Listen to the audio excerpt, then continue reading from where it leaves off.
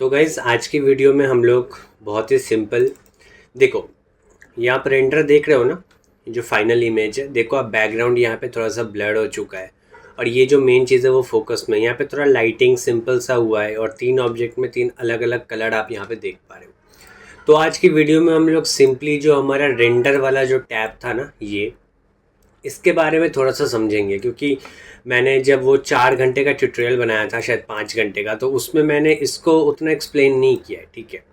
But ये video में मैं आपको बेसिकली कंप्लीट इसके बारे में बताने वाला हूँ कि आप कैसे, मतलब बहुत ही अच्छी तरीके से इसको आप यूज़ कर सकते हैं। और बेसिकली ये एक यहाँ पे रेंडर व्यू है जिसको आप अच्छी तरीके से कंट्रोल कर सकते हैं। तो मैं इसमें आपको इसका ये सेटिंग्स के बारे में आज बताऊँगा।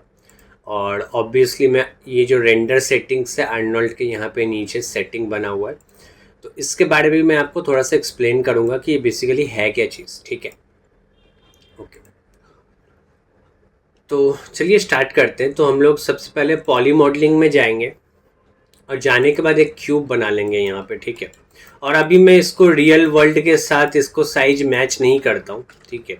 मैं सिंपली एक मॉडल यहाँ पे बना लेता हूँ ताकि आपको मैं समझा सकूँ। अभी आप राइट क्लिक होल्ड करके रखेंगे तो आप फेस पे जाके इसको आप डिलीट कर दीजिए, क्योंकि मेरा जो कैमरा रहेगा वो कुछ इस टाइप का रहेगा, ठीक है। मैं कुछ इस टाइप का कैमरा रखूँगा। तो बेसिकली एक सिंपल सा मैंने यहाँ पे मॉडल बना लिया है, ठीक है।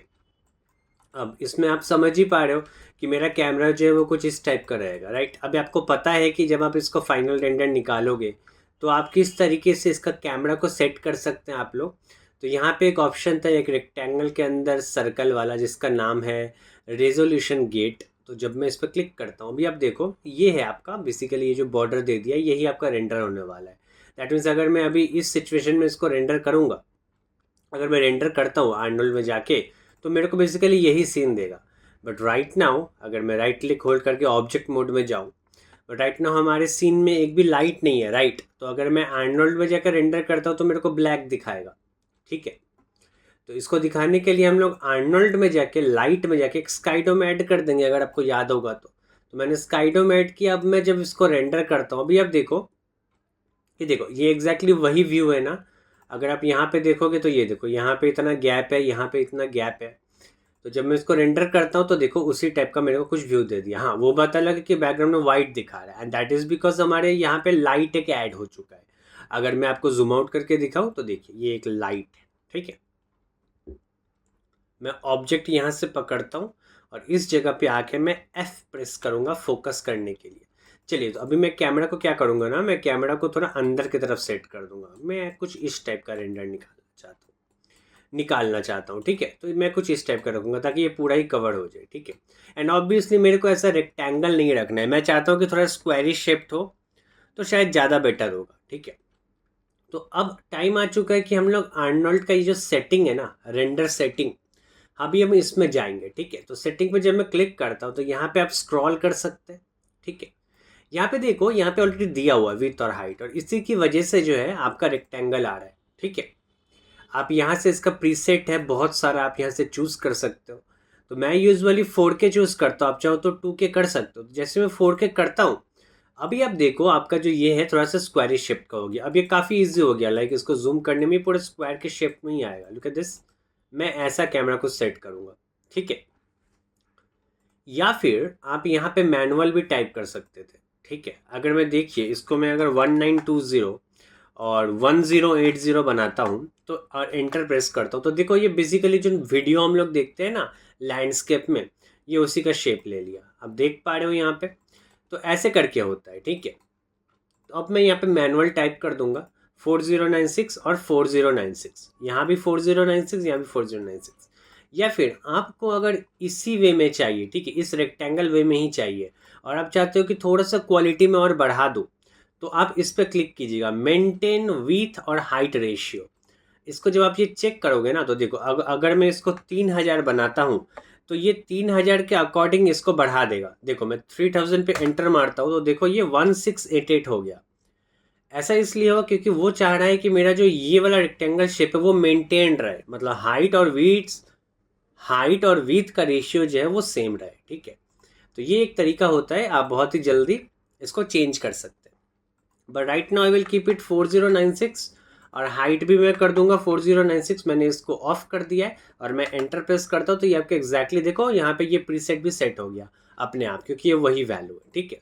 अदरवाइज आप यहाँ से भी कोई एक तो प्रीसेट चूज कर सकते, आप 2K कीजिएगा, 2K is quite good enough, ठीक है। तो मैं 4K पे रखता हूँ इसको और मैं इसको थोड़ा जूम कर लेता हूँ, ठीक है, कुछ इस टाइप का।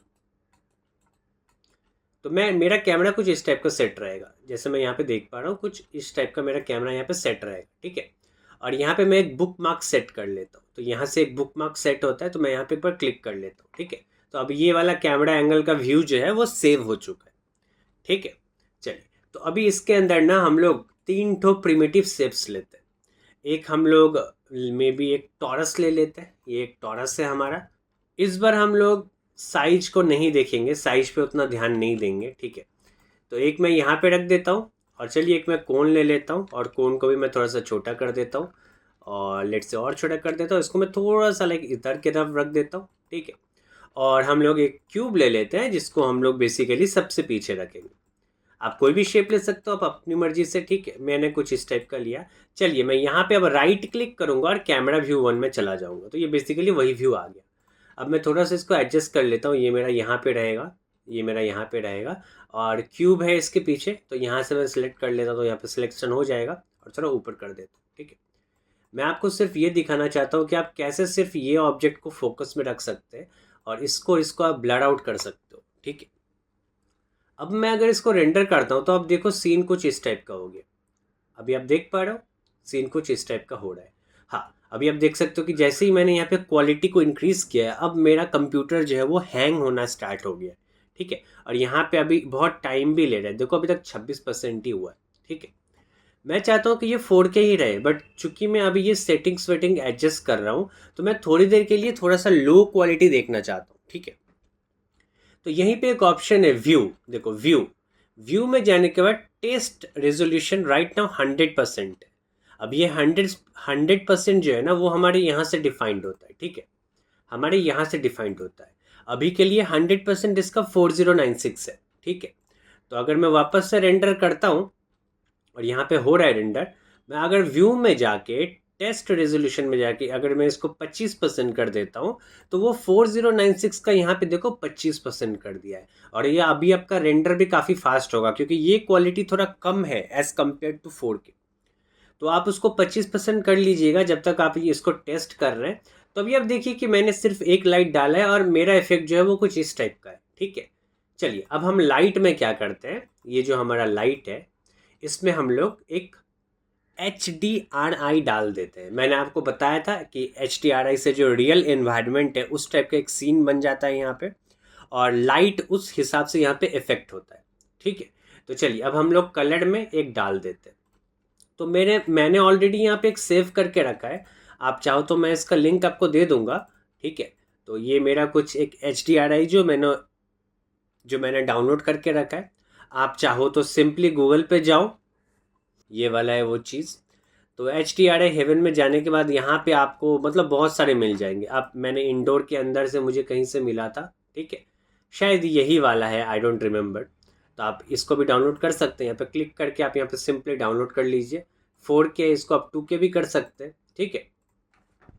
तो मैं ये इसको कर लेता हूँ मैं ओपन, ठीक है। तो देखो यहाँ पे कुछ हो चुका है, ठीक है। यहाँ पे बेसिकली अभी आप देखो कि स्काई डोम में जो है ना मेरा वो अटैच हो चुका है। तो मैं इस पर राइट क्लिक करके वापस से कैमरा व्यू 1 में जाता हूँ, तो हो चुका है। मैं इसको रेंडर मार के देखता हूँ कैसा आ रहा है, ठीक है। तो अभी आप देख सकते हैं कि थोड़ा सा ब्लू और ऑरेंज का टोन यहाँ पे मिक्स हो रहा है। अगर आप ध्यान दोगे तो यहाँ पे देखो ये कोई फ्लैट लाइटिंग नहीं है, सी एक ऑरेंज यहाँ पे थोड़ा सा रेड टोन आ चुका है, यहाँ पे थोड़ा ब्लू टोन आ चुका है। तो ये इंपॉर्टेंट होता है, ठीक है। एंड ऑब्वियसली अब हम लोग जो है स्काईडोम का थोड़ा सा एक्सपोजर भी बढ़ाएंगे, ठीक है। तो मैंने स्काईडोम को सिलेक्ट किया और मैं एक्सपोजर कर लेता हूँ 2 और मैं एक बार रेंडर मार के देखता हूँ कि ये कैसा आ रहा है। तो आई एम क्वाइट सेटिस्फाइड इसमें और मेरे को लाइटिंग करने का ज़रूरत नहीं है, ये काफ़ी सही है, ठीक है। बट मैं क्या चाह रहा हूँ कि यार एक मैं फिर भी यहाँ पे लाइट ऐड करूँगा, ठीक है। मैं एक्सपोजर 1 कर देता हूँ ताकि थोड़ा सा लो लाइट रहे। हाँ, अभी ये सही है, ठीक है। अब मैं क्या करूँगा ना, मैं यहाँ से एक एरिया लाइट मारूंगा, ठीक है। देखो आप आर्नोल्ड में जाके लाइट में जाके ये एरिया लाइट ले लो, ठीक है। तो मैं इसको यहाँ पे ले आता हूँ एंड प्रेस करता हूँ और जैसे कि आप रोटेट करते हो ना, तो अगर आप जे होल्ड करोगे, जे होल्ड करके आप रोटेट करोगे ना तो वो 15-15 डिग्री पे होगा, ठीक है। तो मैं इसको अंडू कर देता हूँ ताकि ये रीसेट हो जाए। ये देखो इस टाइप का है। अब मैं ये इसको बेसिकली वाई एक्सिस पे रोटेट करूँगा। तो मैं जे प्रेस करके रखा और मैं जब करता हूँ तो अभी आप देखो कि ये स्नैप हो रहा है। अब मैं एग्जैक्टली इसको 90 डिग्री रोटेट कर पाऊँगा, ठीक है। तो मैं इसको सामने ले आता हूँ, कुछ इस टाइप का सीन रहेगा मेरा। और मैं वापस से चला जाता हूँ कैमरा व्यू 1 में, एक बार फिर से रेंडर करके देखता हूँ कि क्या सीन हो रहा है। चलिए मैं इसका एक्सपोजर बढ़ाता हूँ। देखो मेरा एरिया लाइट 1 सेलेक्ट किया हुआ है, ठीक है। तो मैं इसको 2 कर देता हूँ। जैसे मैं 2 करता हूँ देखो अभी जो है वो लाइट पीछे की तरफ थोड़ा थोड़ा आ रहा है। चलिए मैं इसको 4 कर देता हूँ। तो अभी आप देख सकते हैं कि कितने सुंदर तरीके से मैं अंदर तक इसको देख पा रहा हूँ, राइट। अभी प्रॉब्लम क्या हो गया ना कि भाई लाइट ना ये दे तो रहा है, अच्छा लग रहा है, बट ना इसको इतना ज़्यादा लाइट बना दिया है। ये देखो इस पर कुछ ज़्यादा ही लाइट पड़ रहा है। क्या ऐसा कुछ हो सकता है कि मैंने जो यहाँ पे स्काईडोम यूज़ किया है वो इस पे इफेक्ट हो, बट मैंने जो एरिया लाइट यूज़ किया है ये इसके ऊपर इफेक्ट हो ही ना, ठीक है। इसका एक तरीका है, मैं आपको बताता हूँ। जब ये जो लाइट है ना एरिया लाइट 1 वो इस पे इफेक्ट नहीं होगा। आपको क्या करना है, यहाँ से आपको रेंडरिंग में जाना है। ये जो है ना मॉडलिंग, यहाँ पे आप इस यहाँ पे रेंडरिंग में जाइए। तो जैसे ही मैं रेंडरिंग में जाता हूँ ऑप्शंस यहाँ पे थोड़ा सा चेंज हो जाता है, ठीक है। तो अब मैं क्या करूँगा, मैं लाइट को पकड़ूंगा, फिर शिफ्ट होल्ड करके ऑब्जेक्ट को पकड़ूंगा। मेरे को इस लाइट से इस ऑब्जेक्ट को हटाना है, ये लाइट इस ऑब्जेक्ट के ऊपर इफेक्ट ना करे। अब आपको लाइटिंग सेटिंग में जाना है और यहाँ पे आपको कर देना है ब्रेक लाइट लेंस। तो जैसे ही मैं ब्रेक करता हूँ और मैं वापस से कैमरा व्यू 1 में जाता हूँ, देखो अगर मैं कैमरा व्यू 1 में नहीं जाता हूँ, ठीक है, और मैं डायरेक्ट अगर रेंडर कर देता तो ये क्या होगा, ये इस टाइप का रेंडर होगा, ठीक है। आपको क्या करना है, राइट क्लिक करके कैमरा व्यू 1 में जाना है। तो अभी ये ऐसे ही रेंडर होगा। देखो जैसे मैं रेंडर कर रहा हूँ तो अभी आप समझ पा रहे हो कि देखो लाइट जो है वो इस पर इफेक्ट नहीं हो रहा है। लास्ट टाइम बहुत ज़्यादा लाइट था ना, अगर आपको याद होगा तो। या बट अभी प्रॉब्लम ये हो गया कि ये कुछ ज़्यादा ही डल हो गया है। तो ऐसे में हम लोग कैसे डील करें कि अब तो कुछ ज़्यादा ही डल हो गया यार, तुम तो बोल रहे थे कि मतलब अच्छा लगेगा, बट ये तो काफ़ी ज़्यादा डार्क लग रहा है ये। और ऐसा तो होगा नहीं यहाँ, क्योंकि यहाँ यहाँ पे देखो वॉल पे इतना लाइट है, यहाँ पे इतना लाइट है, बट यहाँ पे सडनली इतना डार्क तो नहीं होगा, है ना। हम लोग क्या करेंगे, हम लोग वापस से मॉडलिंग में चले जाते हैं और आर्नोल्ड में जाने के बाद हम लोग एक और एरिया लाइट लेंगे, ठीक है। चलिए इसको भी हम लोग रोटेट कर देते हैं एकदम सेम तरीके से। और मैं इसको साइज को भी थोड़ा सा छोटा कर दूंगा, ठीक है। थोड़ा पास इसको लेकर आ जाता हूँ। मैं चाह रहा हूँ कि भाई ये जो एरिया लाइट है ना सिर्फ इस पे इफेक्ट हो और बाकी किसी पे इफेक्ट हो ही ना। तो चलिए मैं यहाँ पे थोड़ा सा एक्सपोजर 1 कर देता हूँ और मैं डायरेक्ट पहले देख लेता हूँ एक बार रेंडर करके, ठीक है। तो जैसे मैं रेंडर करता हूँ तो अभी ये आ रहा है। चलिए मैं इसको 0.5 कर लेता हूँ and I am quite satisfied. अभी ये लाइटिंग काफ़ी सही लग रहा है, ठीक है। बट प्रॉब्लम ये है कि ये वाला जो लाइट है ना अब ये सब पे इफेक्ट हो रहा है थोड़ा थोड़ा करके। तो मैं क्या करूँगा, मैं इसको पकड़ूंगा, शिफ्ट पकड़ के इसको पकड़ूंगा, शिफ्ट होल्ड करके इसको पकड़ूंगा, शिफ्ट होल्ड करके इसको पकड़ूंगा। अब आप समझ पा रहे हो, राइट। ये लाइट से बाकी सब इफेक्ट नहीं होगा। मेक श्योर कि आप लाइट पहले से सिलेक्ट कर रहे हैं, ठीक है। मैं वापस से रेंडरिंग में जाता हूँ और यहाँ से मैं कर लेता हूँ ब्रेक लाइट लिंक। तो अब मैं अगर आपको दिखाऊँ यहाँ पे रेंडर मार के, तो अभी आप देखो कि ये सही आ रहा है। अब मैंने इसमें क्या किया वो आपको अभी समझ में आएगा, ठीक है। बाय यहाँ पे मैंने गलती से इसको यहाँ पे डॉक कर दिया है, तो अब वापस से इसको क्लिक करके ड्रैग करो तो ये निकल जाएगा, ठीक है। ऐसे लाइक ऐसे ब्लू लाइन पे डॉक हो जाता है, तो मेक श्योर कि वो ना हो। तो अभी आप पूछ सकते हो कि भाई मतलब क्या चेंज हो गया, मैं कैसे समझूँ। मैं आपको दिखाता हूँ कि यहाँ पे मैंने क्या किया है, ठीक है। यहाँ पे बहुत सारा ऑप्शंस है, आप यहाँ पे अगर देख पा रहे हो एक गोला टाइप का ऐसी, this is a circle, right. इसको हम लोग बोलते हैं आइसोलेट सिलेक्टेड, ठीक है। तो अगर मैं थोड़ी देर के लिए मेरा अगर स्काईडोम को पकड़ूं और यहाँ पे अगर मैं आइसोलेट कर लेता हूँ, तो ये आपको ये बता रहा है कि ये जो लाइट है इसका इफेक्ट हमारे सीन में क्या है। सिर्फ उस पर्टिकुलर लाइट का इफेक्ट आपको दिखा रहा है। तो अगर आप देखोगे जब मैं आइसोलेट ऑन करके रखा और यहाँ पे मैं अगर कुछ भी सिलेक्ट करता हूँ तो ये सिंगल सिर्फ वही ऑब्जेक्ट आपको दिखाएगा। अगर मैं लाइट सिलेक्ट करूँगा तो वो क्या करेगा, मैं यहाँ पे कुछ बेसिकली कोई बग टाइप का हो चुका है, ठीक है। तो मैं एक बार वापस से इसको डीएक्टिवेट कर देता हूँ, मैं वापस से एक्टिवेट करता हूँ और मैं जाता हूँ स्काईडोम पे, ठीक है। तो वो कोई बग था, फॉर सम रीजन वो आ नहीं रहा था। तो मैंने जैसे ए स्काईडोम लाइट पकड़ा तो लाइट का इफेक्ट आपको दिखाएगा, ठीक है। तो सिर्फ एआई स्काईडोम लाइट का इफेक्ट आप यहाँ पे देख पा रहे हैं, ठीक है। ऐसे ही मैं अगर एरिया लाइट 1 को पकड़ूँ तो एरिया लाइट 1 को आप देखो कि ये इस पे इफेक्ट नहीं हो रहा है, ये काला दिखा रहा है, राइट। बट इस पे लाइट पड़ रहा है, इस पे लाइट पड़ रहा है, और हमारे सीन में लाइट पड़ रहा है। लेकिन जैसे ही मैं एरिया लाइट 2 को क्लिक करता हूँ, अभी आप समझ पा रहे हो कि हमारा जो एरिया लाइट 2 है वो सिर्फ इस पे ही इफेक्ट हो रहा है। तो ये मैंने किया। आई होप आप अच्छे से समझ पा रहे हो। अब मैं इसको ऑफ कर देता हूँ, तो अब ये ओवरऑल तो सब कुछ ही दिखा रहा है। अब सिलेक्शन करने से कुछ भी नहीं होगा बाबू, कुछ भी नहीं होगा, क्योंकि यहाँ पे जो ये ओवरऑल सीन ही दिखा रहा है, ठीक है।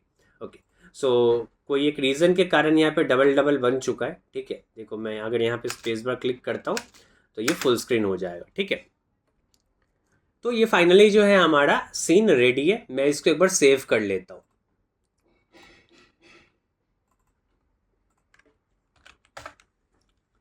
तो चलिए अभी हम लोग समझते हैं कि चलो अब तो मैंने सेटिंग कर लिया, अब मैं इसको ये 4K रेंडर भी कर लूँगा। बट सवाल ये उठता है कि मैं इसको मतलब इसका जो बैकग्राउंड है इसको ब्लर कैसे बनाऊँगा, ठीक है। तो ब्लर बनाने के लिए आपको डिस्प्ले में आना है। अभी रेंडरिंग से पहले आप मॉडलिंग पे आ जाओ, ठीक है। मॉडलिंग पे आने के बाद आपको एक ऑप्शन मिलेगा डिस्प्ले, हेड्स अप डिस्प्ले। यहाँ पे एक ऑप्शन है, अगर आप देखोगे तो दिस इज़ द ऑप्शन जहाँ पे ऑब्जेक्ट डिटेल्स आपको मिल जाएगा। तो मैं इस पर क्लिक करता हूँ एक बार। हेड्स अप डिस्प्ले में जाने के बाद मैं ऑब्जेक्ट डिटेल्स पर क्लिक करता हूँ, तो यहाँ पे कुछ आपको ऑप्शंस दिख जाएगा, ठीक है। अब चूंकि ये वाइट है हमारा, तो मैं थोड़ी देर के लिए स्काईडोम को हाइड कर देता हूँ। Ctrl+H, हमारा स्काईडोम हाइड हो गया, ताकि यहाँ पे क्या लिखा हुआ है वो मैं अच्छे से देख सकूँ, ठीक है। मैं मेरे कैमरा व्यू में आ जाता हूँ, ठीक है। मेक श्योर कीजिए कि आप कैमरा व्यू में हैं। अगर आप ऐसे करके कोई ऑब्जेक्ट सेलेक्ट करते हैं ना, तो देखिए यहाँ पे दिया हुआ है डिस्टेंस फ्रॉम द कैमरा। हमारे कैमरा से इस ऑब्जेक्ट का डिस्टेंस है 2.778, ठीक है। लेकिन जैसे ही मैं मेरे कैमरा व्यू में रहता हूँ, क्योंकि मैं रेंडर तो ऐसे करने वाला हूँ, राइट। तो देखो अभी यहाँ पे डिस्टेंस चेंज हो गया, तो ये मैटर करता है, ठीक है। तो 1.083 ये वैल्यू मेरे को चाहिए था, ठीक है।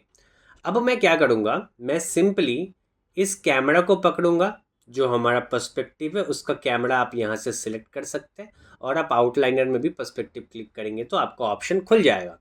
यहाँ से आपको थोड़ा सा नीचे की तरफ जाना है। तो जैसे मैं यहाँ से नीचे की तरफ जाता हूँ, एक सेक्शन है यहाँ पे आर्नोल्ड का। जब मैं आर्नोल्ड पे क्लिक करता हूँ, अभी आप देखो यहाँ पे लिखा हुआ है एनेबल DOF।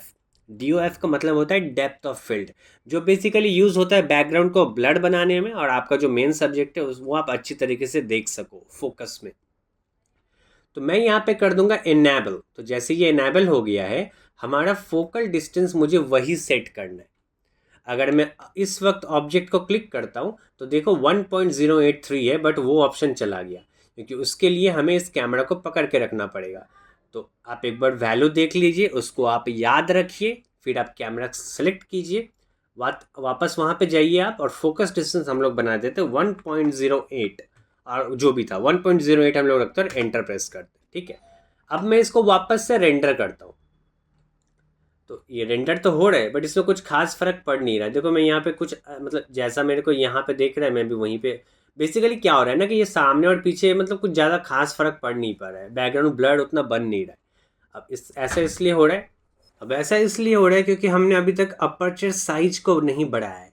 तो जैसे ही मैं इसको थोड़ा इंक्रीज करता हूँ, अभी आप देखो कि ये इफेक्ट होना स्टार्ट हो चुका है। एंड ऑब्वियसली 0.05 काफ़ी ज़्यादा बड़ा वैल्यू, तो मैं 0.01 करके एंटर प्रेस करूँगा। नाउ यू कैन सी कि ये ब्लर हो रहा है और सामने वाला फोकस हो रहा है, ठीक है। तो इस तरीके से जो है आप बहुत ही ईजिली एक सिनेमैटिक रेंडर बना सकते हैं। चलिए अब मैं जल्दी से मटेरियल डाल देता हूँ, ठीक है, सब जगह। तो मैं ऑब्जेक्ट पकड़ लेता हूँ और राइट क्लिक होल्ड करके रखता हूँ और असाइन न्यू मटेरियल कर देता हूँ। फिर मैं शेडर में जाके AI स्टैंडर्ड सरफेस करूँगा। तो यहाँ पे आप देख सकते हो कि AI स्टैंडर्ड 1 बोल के आ चुका है, ठीक है। चलिए हम लोग इसका कलर चेंज करके लेट से नहीं, मैं इसको येलो रख देता हूँ। तो येलो कलर जैसे मैं यहाँ पे सिलेक्ट करता हूँ, अब देखो मैंने ये सामने में येलो कलर का सिलेक्ट कर लिया है। एंड ऑब्वियसली आप चाहो तो रफनेस भी इसका थोड़ा सा बढ़ा सकते हो या कम कर सकते हो, और राइट नाउ इसमें जैसा है मैं वैसा ही छोड़ देता हूँ। फिर अब मैं इस पर क्लिक करता हूँ, right click, assign new material, shader, assign यहाँ पे AI स्टैंडर्ड सरफेस। तो यहाँ पे देखो 2 बोल के मतलब ये दूसरा है, ठीक है। तो मैं कलर चेंज करता हूँ इसको, लेट से हम लोग इसको थोड़ा सा रेड स्टोन बना लेते हैं, ठीक है। और पीछे में हम लोग एक और बना लेते हैं, right click, assign new material, shader, AI standard surface, colour change करके हम लोग इसको लेट से ब्लू कलर का बना लेते हैं, ठीक है। तो ये रहा मेरा 3 रेंडर एंड और मतलब 3 यहाँ पे मटेरियल डाल दिया है एंड ऑब्वियसली हम लोग वॉल में भी कुछ डाल देते हैं। तो असाइन न्यू मटेरियल कर लेते हैं और यहाँ पे इसको मैं थोड़ा सा ग्रे ही रखता हूँ, ठीक है। थोड़ा सा यहाँ पे नॉर्मल स्लाइडर चेंज करोगे तो ब्लैक से वाइट तक जा सकते हो आप, ठीक है। तो मैं इसको थोड़ा सा ग्रे ही रखता हूँ। यहाँ आप चाहो तो यहाँ क्लिक करके फिर यहाँ पे भी आप थोड़ा सा एडजस्ट कर सकते हैं, ठीक है। यहाँ से भी आप एडजस्ट कर सकते हैं, ठीक है। ग्रे एंड वाइट, ये देखो। तो मैं थोड़ा सा लाइक ब्लैक के तरफ ही रखता हूँ, लाइक इस टाइप का, ठीक है। चलिए वापस से मैं इसको कर देता हूँ और एक बार मैं रेंडर मार के देखता हूँ कैसा सीन हो रहा है। क्या तो ना देख पड़े कि ये कितना सुंदर लग रहा है एंड ऑब्वियसली ये जो है ना वॉल और ये जो हमारा बैकग्राउंड है वो थोड़ा सा शाइन कर रहा है। दैट इज़ बिकॉज अगर मैं इसको पकड़ूँ, मैं वॉल को पकड़ूँ तो देखो आप, मैं पहले हिस्ट्री डिलीट कर लेता हूँ। यहाँ से आप हिस्ट्री डिलीट करेंगे तो ये रहा AI स्टैंडर्ड सरफेस 4। देखो यहाँ पर रफनेस है ना, रफनेस आप जितना कम करोगे वो उतना ही साइन करेगा। देखो मैं रफनेस 0 कर दिया, मैं आपको रेंडर करके दिखाता हूँ फिर से। देखिए ये काफ़ी ज़्यादा शाइन करेगा भी, आप समझ ही पा रहे हो। देखो कितना ज़्यादा रिफ्लेक्शन हो रहा है यहाँ पे, ठीक है। तो जैसे मैं रफनेस बढ़ाऊंगा ना तो देखो ये कम होगा, ये देखो, ये देखो। अब बेसिकली कुछ रिफ्लेक्शन है ही नहीं अगर आप ये देखोगे तो रफनेस में लेट से थोड़ा रखता हूँ ताकि थोड़ा बहुत दिखे। ये जो थोड़ा सा हो रहा है ना, लेट से 0.3 रख देता हूँ मैं। ये काफ़ी सही है। देखो यहाँ पे थोड़ा सा ब्लू का रिफ्लेक्शन आ रहा है, यहाँ रेड का रिफ्लेक्शन आ रहा है, ये सही है, ठीक है। तो चलिए ये हमारा जो रेंडर है अभी मैं पूरी तरीके से रेडी हो चुका हूँ इसको फाइनल निकालने के लिए। देखो यहाँ पे आपको जो परसेंटेज दिखा रहा है, राइट। आप चाहो तो इसको स्टॉप भी कर सकते हो, ये रेड बटन है। एनी टाइम इसको स्टार्ट और आप स्टॉप कर सकते हैं, ठीक है। ये है वो रेड बटन। अगर आप स्टार्ट करने के बाद आपको लग रहा है बहुत हैंग हो रहा है तो आप इसको पॉज कर सकते हैं। ऑब्वियसली चूंकि अब ये मेरा फाइनल है तो मैं व्यू में जाके टेस्ट रेजोल्यूशन में जाके इसको 100 कर दूंगा। तो जैसे मैं 100 करता हूँ और इसको मैं वापस से स्टार्ट करता हूँ तो आप देख सकते हो कि अब ये 4096 दिखा रहा है। और ये कभी कभी नहीं आता है तो आपको क्या करना होता है, ये रेंडर पे क्लिक करके आपको एक बार अपडेट करना पड़ता है। इनकेस अगर आपका नहीं आता है 4096 तो आप रेंडर में जाके एक बार अपडेट कर लीजिए, अपडेट फुल से। तो अभी आप देख सकते हो कि ये फाइनल रेंडर हमारा हो रहा है, ठीक है। अभी आप देखो यहाँ पे थोड़ा टाइम लगेगा क्योंकि ऑब्वियसली ये थोड़ा सा हाई क्वालिटी का रेंडर मेरे को निकाल के देगा, ठीक है। तो जब हम कोई भी ये फ़ोटो खींचते हैं तो फ़ोटो खींचने के बाद ना उसमें ऐसा नॉइज़ होता है, ऐसा dot dot dot dot noise. इस नॉइज़ को हटाने के लिए माया में एक ऑप्शन है, आप यहाँ पे सेटिंग पे क्लिक कर सकते हो। यहाँ पे आप एक ऐड इमेजर लगा सकते हो। तो जैसे मैं क्लिक करता हूँ आप डी नॉइज़र नॉइज़ का यूज़ कीजिए। तो मैं इसको यूज़ करूँगा अभी ताकि मैं आपको समझा पाऊँ। देखो ये वापस से स्टार्ट हुआ। अभी क्या करेगा ना, इसमें आपका थोड़ा भी नॉइज़ रहेगा, उस नॉइज़ को हटाने में ये हेल्प करेगा आपको, ठीक है। तो ये थोड़ा सा टाइम लगेगा, जब ये रेंडर हो जाता है तब मैं आपको दिखाता हूँ। तो गाइज ये बेसिकली 100% होने के बाद थोड़ा सा वक्त लेगा, ठीक है। तो ये अभी तक कंप्लीट नहीं हुआ है, जब तक ये आपका चला नहीं जाता है तब तक ये कंप्लीट नहीं हुआ है, ठीक है। अभी डी नॉइजर इसके ऊपर काम कर रहा है। अगर मैं आपको जूम करके दिखा पाऊँ तो अब देखो थोड़ा सा यहाँ पे डॉट डॉट डॉट डॉट है जो कि चला जाएगा, ठीक है। एक बार जब ये डी नॉइजर इसके ऊपर काम कर रहा है अभी, ठीक है। तो अभी तक ये 100% है लेकिन अभी तक पूरी कंप्लीट नहीं हुआ है, ठीक है। तो गाइज आप जैसे देख सकते हैं कि इसने पूरी तरीके से नॉइज़ को यहाँ पे डिलीट कर दिया है। तो ये बहुत ही सुंदर लग रहा है। बट एक चीज़ मैं जो मिस कर दिया हूँ वो ये है कि मैंने स्काई डोम को अनहाइड नहीं किया था। तो जिसके चक्कर में इस पर जो है स्काई डोम का कुछ भी इफेक्ट नहीं दिखा रहा है, ठीक है। चलिए कोई बात नहीं, मैं अब चाहूँ तो इसको सेव कर सकता हूँ, ठीक है। और मैं आपको और भी कुछ यहाँ पे सेटिंग्स बता देता हूँ, ठीक है। तो चलिए मैं वापस से इस पर व्यू में जाके टेस्ट रेजोल्यूशन 25 कर लेता हूँ। तो एक बार फिर से उसको स्टार्ट करता हूँ। तो अभी अब देखो 1024 दिखा रहा है। अगर आपका फिर भी ना दिखा है आप एक बार फिर से अपडेट कर लीजिएगा, ठीक है। तो इसमें बहुत सेटिंग्स है राइट नाउ। ये तो एक सिंपल एक इमेज है, राइट। जो हम इमेज को नॉर्मल जूम इन और जूम आउट कर पा रहे हैं, इससे ज़्यादा और हम कुछ भी यहाँ पे नहीं कर सकते, ठीक है। बट मैं चाहता हूँ कि भाई मैं रेंडर मतलब यहाँ पर भी मैं इसको घुमा के देख सकूँ डायरेक्टली। तो इसका एक सेटिंग है, विंडो में जाके अगर 3D मैनिपुलेशन इसको अगर आप ऑन करते हो तो अभी आप देखो कि मैं जैसे जूम इन और जूम आउट कर रहा हूँ ये उसके साथ मेरा सीन को भी इफेक्ट कर रहा है और रेंडर में भी। इनफैक्ट मैं यहाँ पे अब रोटेट भी कर सकता हूँ। ये देखो ये मैं रोटेट कर रहा हूँ, ठीक है। एंड ऑब्वियसली मैं एक काम करता हूँ, मैं अभी इसको ना अनहाइड कर देता हूँ शिफ्ट टच करके। तो देखो कुछ इस टाइप का सीन है, मैं डायरेक्टली यहाँ पे इसको देख पा रहा हूँ। ये देखो मैं यहाँ रोटेट कर रहा हूँ, मैं जूम इन कर रहा हूँ तो यहाँ पे आपका डायरेक्ट वही रेंडर दिखा रहा है। तो ये जनरली लोग नहीं करते हैं, ठीक है, क्योंकि इससे काफ़ी मतलब जो कॉम्प्लिकेटेड हो जाता है ये चीज़। मैं राइट क्लिक करके कैमरा व्यू 1 में जाऊंगा, ये वापस से आ गया। तो ये है फाइनल आपका इमेज बेसिकली, ठीक है, जिसमें आप स्काई डोम भी है आपका, ठीक है। तो ये एक सेटिंग था जो आप कर सकते हो। इसके अलावा जब आप विंडोज़ में जाके टूल बार आइकॉन्स में जाके अगर आप इसको ऑन करते हो, शो डिबग शेडिंग आइकॉन्स, तो जैसे मैं इस पर क्लिक करता हूँ तो एक अलग सा यहाँ पे टैब आपको दे देगा, ठीक है। अब ये क्या चीज़ है, मैं शेडिंग को चेंज करके यहाँ पे बेसिक में जाता हूँ, तो ये रहा इसका बेसिक्स जो शेप्स है, ठीक है। देन मैं लाइटिंग में जाता हूँ, तो ये लाइटिंग का कुछ इफेक्ट है, ठीक है, सिंपल सिर्फ लाइटिंग यहाँ पे दिखा रहा है आपको।